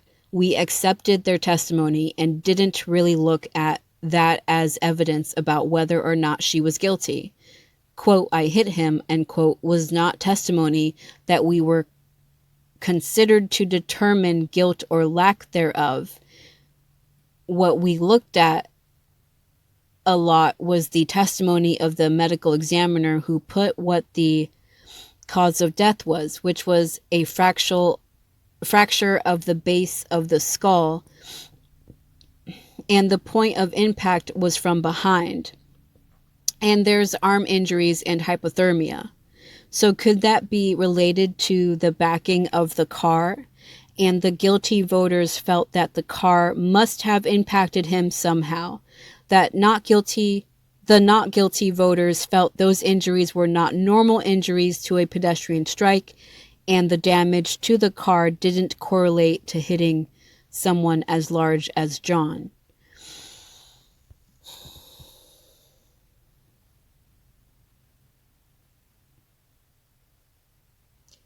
So the juror doesn't really answer the question, because Aidan Kearney's asking him, your experience as an EMT to say that this was unusual. Did you use your experience? Did you say this was unusual? And it seems like the juror did not say this was unusual. It seems like it went completely over this juror's head, is what it seems like.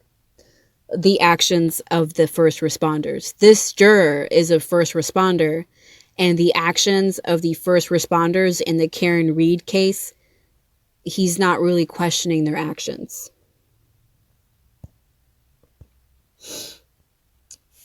The next question is, in your opinion, but in the opinions of the guilty voters, they were consistent, right? Okay. The answer is, they just looked at the tech stream data and the fact that John was injured and died, and that Karen was driving a car under the influence of alcohol.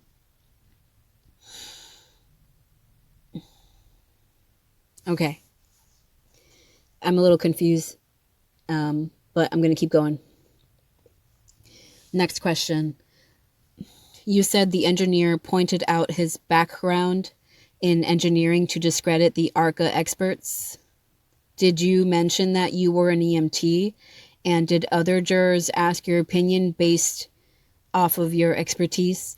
That's the end of the question. And Aidan Kearney is referring to a question he asked this juror in his first interview with him last week. Almost a week ago. So,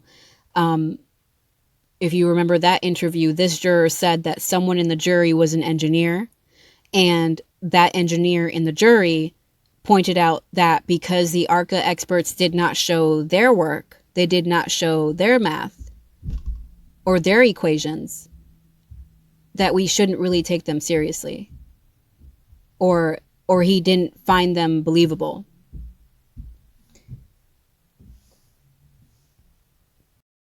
Okay. All right. The answer to the question is they did. They asked the experts in the group during deliberations about their opinions. Anyone who was medical, they asked what our opinions are. Okay.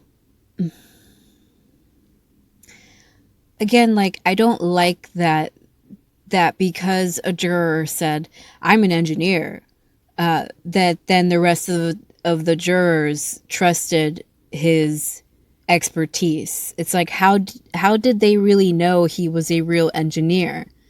Same with other jurors saying they were in the medical field. Like, how can one juror to the other know whose job, like whose profession really is, what they actually do?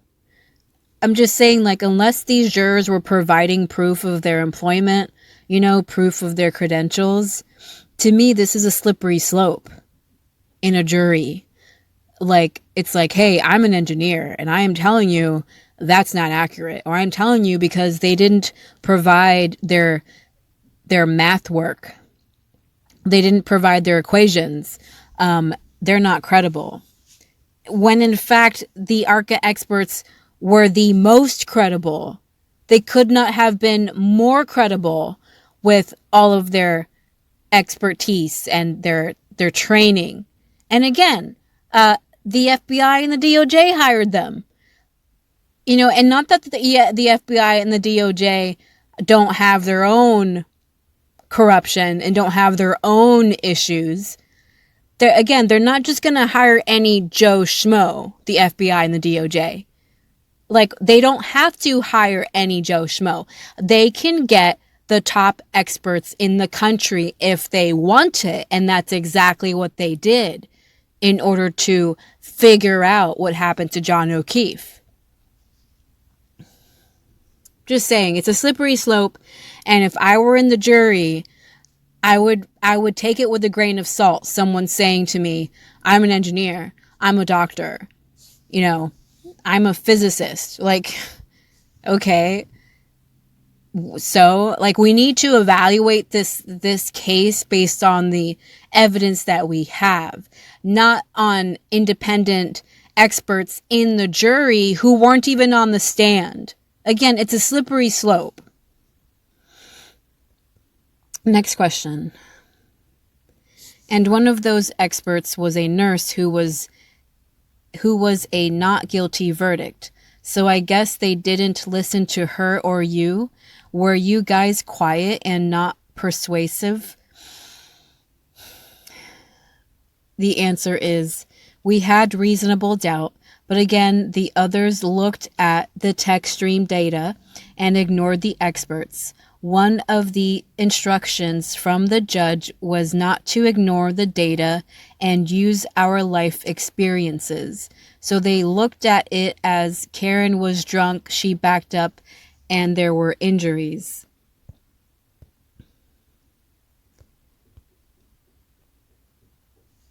And there were injuries that led to John's death.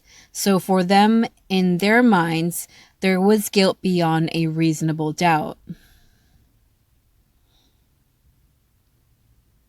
And again, this juror has repeated the same thing because, in a way, Aidan Kearney keeps asking him the same thing, just in different words. And the juror keeps trying to stress to Aidan that they made up their minds. It didn't matter what evidence we gave them. They were not going to budge from Karen Reed being guilty. But I do appreciate Aidan, like, approaching this from every angle he can. Trying to really get down to the bottom of how these decisions were made. Which again is important.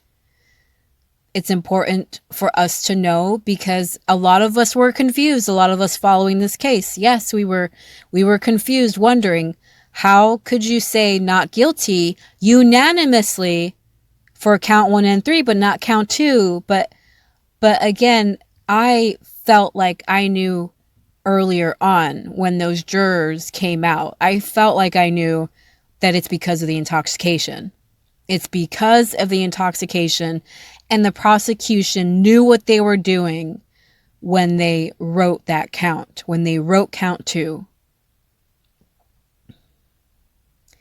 And, the instruction, like, to use your own experience, your own life experience. It's not like use your expertise and let your expertise override the expertise of the experts that testified. That's not what you're supposed to do, like the engineer did. Like, I'm an engineer, and I'm telling you right now, those ARCA experts, they were not telling the truth, or they were not credible. But Trooper Joe Paul was credible. Like, again, how are you going to not factor in how sloppy the prosecution's narrative was, how their presentation was, the contradictory statements? But again, it's this simple. Ultimately, it's this simple.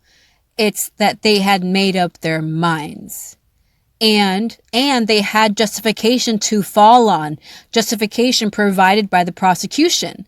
The justification that, hey, she had an alcohol level. Hey, she was actually intoxicated, according to the prosecution. That's what they had their justification set on. The people that felt like she was guilty. Either they were all hanging on the intoxication and saying, look at that BAC level. Or some of them were corrupt to begin with. And to me, we will never know that answer. It's like Aidan can interview every single one of the jury members, and we still may not have the truth. In a way, it's like futile to keep interviewing the jury members.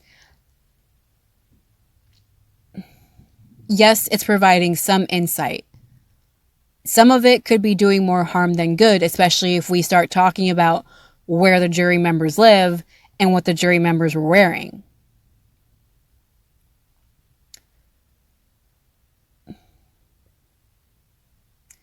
But simultaneously, I also think that we may never really know what happened, guys. It's not like any of these jurors are going to be found out, if any of them were involved in the cover-up. To me, we're never going to find that out unless people start blowing the whistle. It's the same with what happened inside 34 Fairview. We can all have our theories. Brian Higgins himself can, in a nonchalant way, admit to having seen what happened to John O'Keefe. Brian Higgins' friends are rumored to know what happened to John O'Keefe. Don't know if it's for sure. I'm just saying, rumors circulating. One of Brian Higgins' friends said Brian Higgins told him what happened to John O'Keefe. But even with that, like, so many people lied during trial. So much of what the prosecution presented was a lie. It was fake. It met the definition of a kangaroo court. It was a waste of everyone's time. So I'm just saying, in a way, interviewing the jury members at this point could be another waste of time. Unless the jury members Aidan is interviewing are actually telling the truth. And can we really know? And in my opinion, we can't really know. We can't really know. All right. Next question. Did the jurors find it odd that Michael Proctor found large pieces of taillight on February 18th that were bigger than previous pieces of taillight he supposedly found? Good question. The answer is, those who believe that taillight was there and not planted, their argument was that when this occurred, there wasn't enough snowfall So it was in different layers of the snow, and likely the lower level.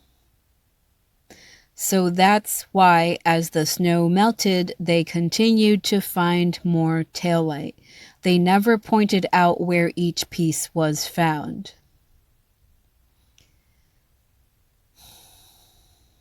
Yeah.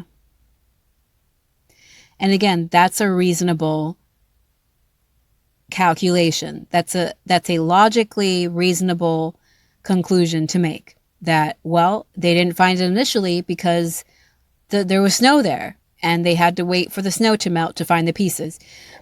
And I've seen that argument from people who think Karen Read is guilty, or who say Karen Read is guilty. The people that overlooked the evidence, much like some of the jurors looked over the evidence. Completely went over their heads. But again, this is what liars do, people. This is what really skilled liars do. It's even what shitty liars do. If they don't want to be held accountable for their fuck up, they will create an alternate scenario to explain away their actions, to explain away a different situation than the situation that actually took place. And you will notice you will know this if you ever experience what an abusive relationship is like, what narcissists are like.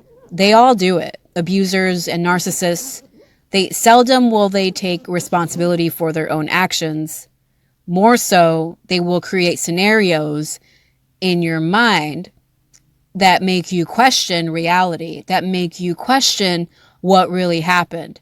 Another term for this is gaslighting. They won't admit to what really happened. They absolutely will not take responsibility for their actions in what happened. But they will create alternative theories, alternative scenarios. They might even use half-truths. They'll take a little piece of the truth and reframe it how they want to frame it, much like Jennifer McCabe. She will take little pieces from the truth and then reframe it so that what she's saying is actually partially true, but it's also filled with a lot of bullshit. She uses bullshit as filler when she's speaking the truth, the little bits of truth. And that's exactly what the prosecution did. That's what the so-called investigators in the Karen Read case did. They created an alternate situation by planting evidence, by planting taillight fragments and making it look like they didn't find it until the snow melted. And in fact, some of the people who say Karen Read is guilty, they refer to that. They will answer this question that Aidan asked. They will answer that question similarly. Yeah, they didn't find the pieces then because there was too much snow on the ground, dummy. They found the pieces after the snow melted.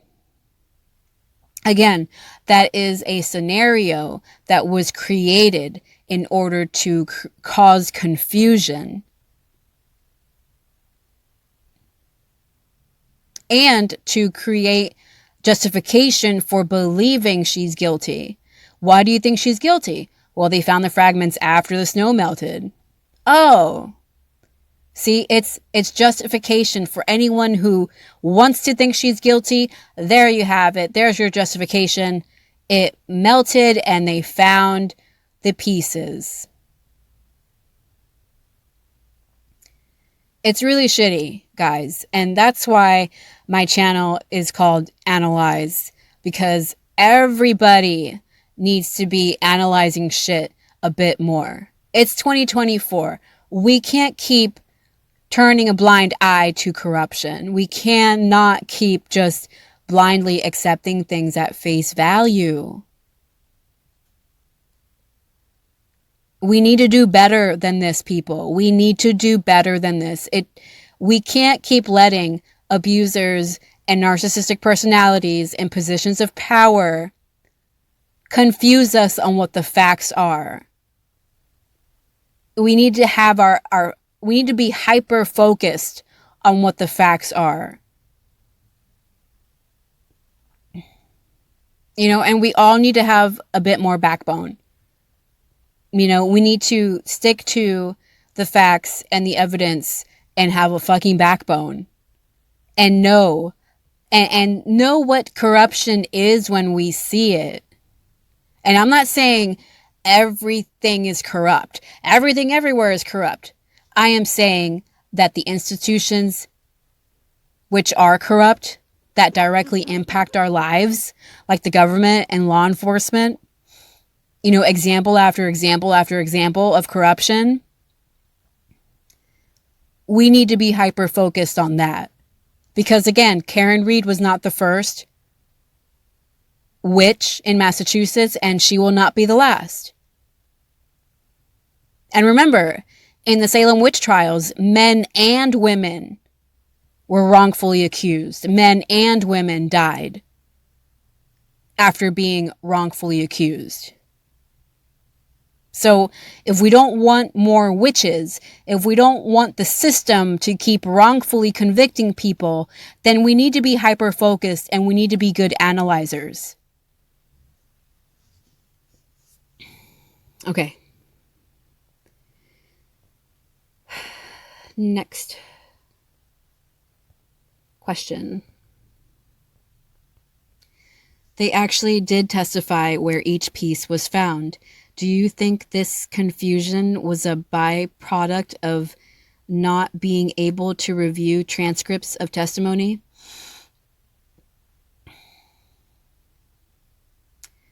That's a good question. Yeah, that's a good question, actually.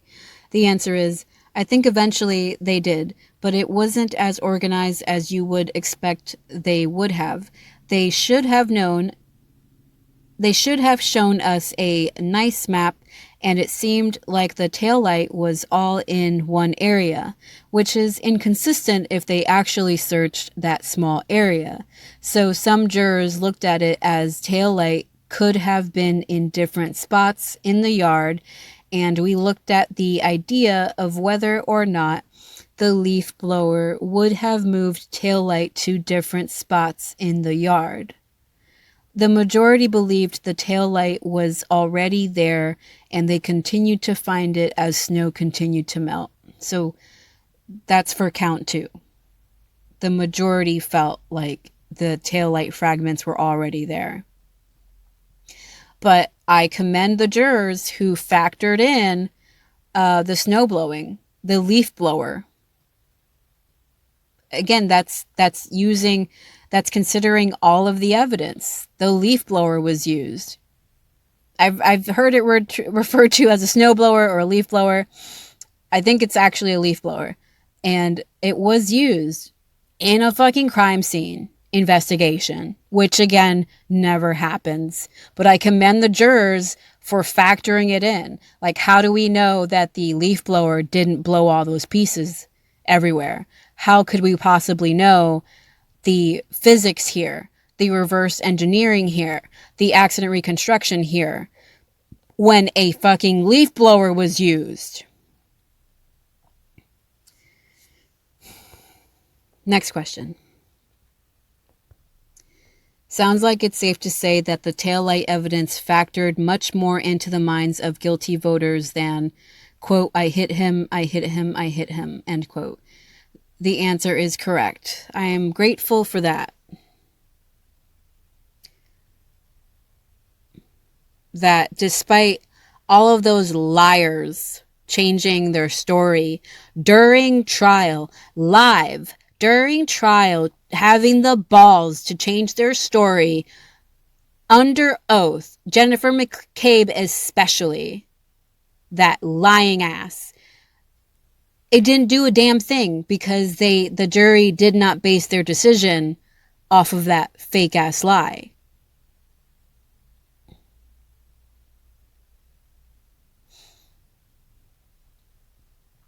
I'm grateful for that.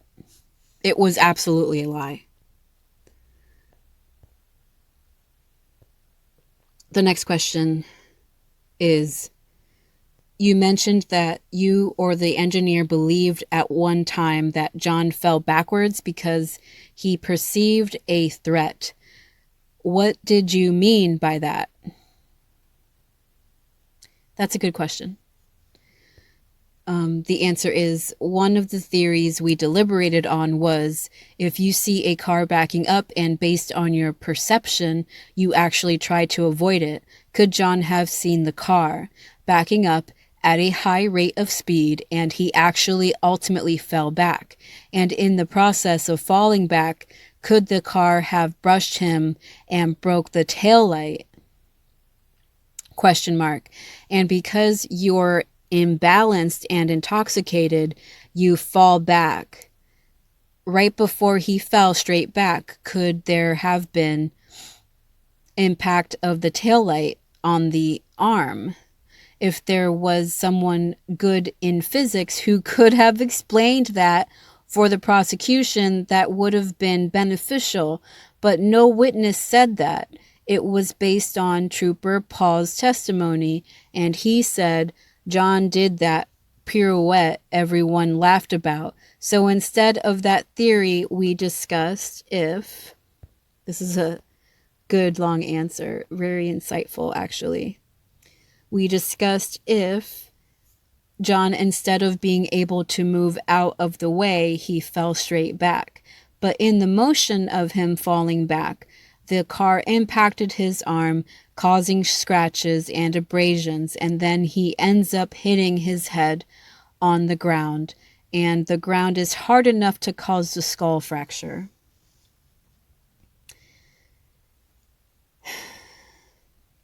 This is this is all really good analyzing on their part, that they're trying to dissect it all. I understand. I compute. But again, it also seems like they're trying to solve the crime. They're trying to figure out what happened. And as the jury, it's not their job to figure out what happened. Yes, that is the natural inclination. That's what we've all been doing. People who know without a doubt in our minds that Karen Reed is not guilty. That's what we've all been doing this whole time. We've been trying to figure out what actually happened. So naturally, the jury did the same thing that we've all been doing, right? They are no different than us in that respect. However, it's not the jury's job. That's the difference. We are not in the jury. The jury members, it's not in their job description to try and figure out what happened. That's the prosecution's job. And it is clear the prosecution did not do that for John O'Keefe. They did not care about John O'Keefe. Judge Bev Canone does not care about John O'Keefe. Nobody who was at 34 Fairview on the night of January 28th, 2022, into the morning of the 29th, not one damn person in that house gave a damn about John O'Keefe. The only one who gave a damn about John O'Keefe was Karen Reed, the one who was accused of having hit him and having caused his death. Ironically, the only one who gave a fuck about him was the one who was accused of having harmed him.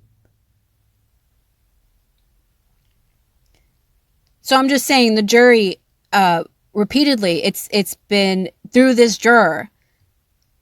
If this juror is telling the truth, it's been proven that the jury were not doing what they are supposed to do as jurors.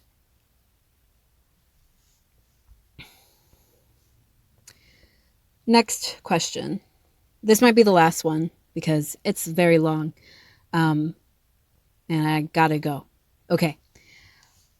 Next question. Could a video recreation with a crash dummy or a computer simulated program have been beneficial? Excellent question, Aidan. The answer is yes. I think it could have been beneficial for both sides if the prosecution could show us a video showing us how John was hit, or if the defense could refute that. It could have helped either side. And also a witness who has some sort of background in physics or engineering. Come on. I'm breaking away from his answer. Juror, the ARGA guys, biomechanical engineer, accident reconstructionist. Oh, all right, I'm continuing to read. I think Trooper Joe Paul was a new guy who they put on the case and they didn't realize it was going to be such a big case, and he just never did his research. Even if you don't know at the time immediately, you could do more research. You know, okay, this juror is giving them the benefit of the doubt, but I know, and maybe we all know, I know they sure as hell knew what they were doing when they put Trooper Joe Paul on the stand. He was a patsy. They knew exactly what they were doing. They put the guy on the stand who didn't know a damn thing about physics or engineering, clearly not caring how he would answer the questions, because they knew he ultimately would not be able to answer the questions, and therefore he ultimately would not be able to refute the prosecution's narrative. That is why they put Joe Paul on the stand. And again, wasted everybody's fucking time. So I'm ending it there. Again, I will leave the link to the questions, the article, in the description below.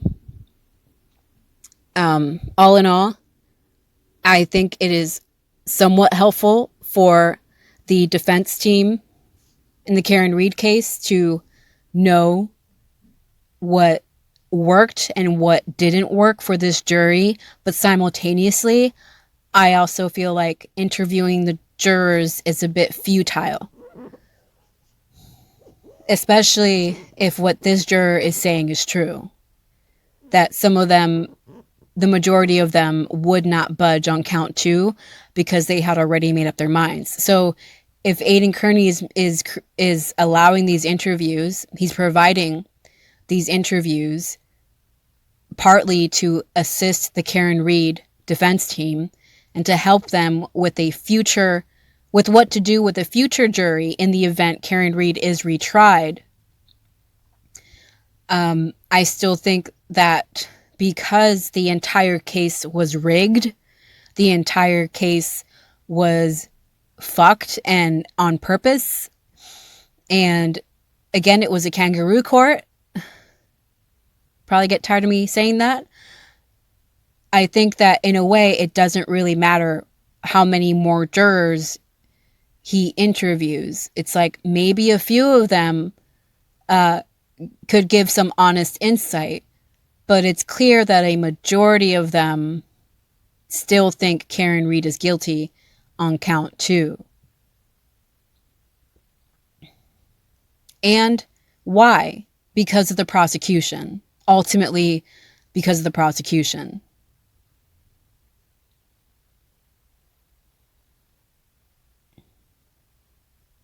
So, I may critique, I may criticize, and it might even sound like I'm throwing shade at the jury, but ultimately, I am being assertive, I'm being discerning, and I'm trying to hold some bullshit accountable here. And I hope that everyone agrees that we should never feel like who the jury members are or where they live or what they look like is important. We really shouldn't give a damn who they are. We should not want to know where they live. We should not want to know what they look like. That information should remain anonymous so long as the jury members themselves want it to remain anonymous. And we should all respect that. I think there should be no harm to anyone, even the McCabe's and the Alberts and Higgins. I don't think violence is the answer here. But I am saying that true accountability needs to take place, and it can be done the right way. And I really hope that anyone listening or reading these interviews understands that, grasps that we are no better. Looking at this case from the outside in, we are no better than the McCabe's and the Alberts and Higgins and the prosecution and the state troopers and Norfolk County DA. And Judge Bev. We're no better than they are if we allow ourselves to become corrupt with violence. No one should be violent. Self-defense is one thing. Absolutely. Protect your life when you need to. But, to just be the violent one, to be the aggressor, none of us should want to be that person, because it is that type of person that got John O'Keefe killed. It is that type of person that is trying to frame Karen Read for something she didn't do. So I'm just saying, as we read into this case and as we read from the jurors, please ground yourself as being part of the good fight and not part of the problem. And thank you, Aidan Kearney, for what you're doing, even though, again, I sometimes disagree. And, again, no one's perfect, and we are all entitled to our perspectives. But thank you for what you do. Thank you to everyone supporting Karen Read and John O'Keefe. Thank you for what you do. Thank you for watching.